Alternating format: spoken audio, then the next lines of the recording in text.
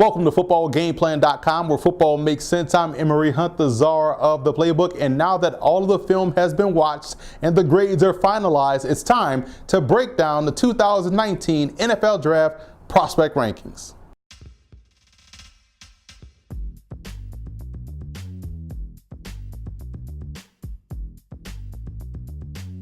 Before we dive into the prospect rankings video, let's take a look at how we go about grading these guys on film.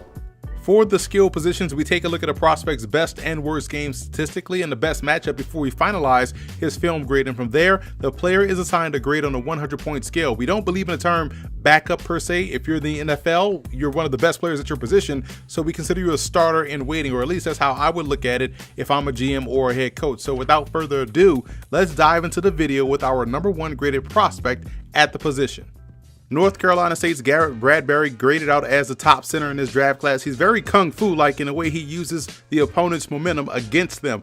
Bradbury has very good footwork, showing the ability to pull, trap, climb to the second level, and get out on screens all with ease. He's rarely fooled by stunts and twists, and I'm also a big fan of his hand usage. To me, he's one of the cleaner offensive line prospects in a draft class, and also had a really good week of work at the Senior Bowl. Looking at the rest of the top 8, and Elton Jenkins of Mississippi State's hands are always in a great position to attack oncoming defenders. He stonewalls them when he locks on, and defenders definitely struggle to counter. He's an outstanding center, in my opinion. Both Deontay Crumity and Lamont Galliard of Georgia are more of your athletic centers that can get out on the move. Both are tremendous athletes, and Crumity is a big-time sleeper. And speaking of sleepers, Byron Glass of Austin Peay is one of the strongest centers in this draft class. He's got great functional strength both in one-on-one encounters and also on double teams. Now, as we move on to prospects 9 through 16, Nate Traywin of Wisconsin Whitewater has good versatility, having played guard, tackle, in addition to center for the Warhawks. He is consistent in getting to the second level and is a very good blocker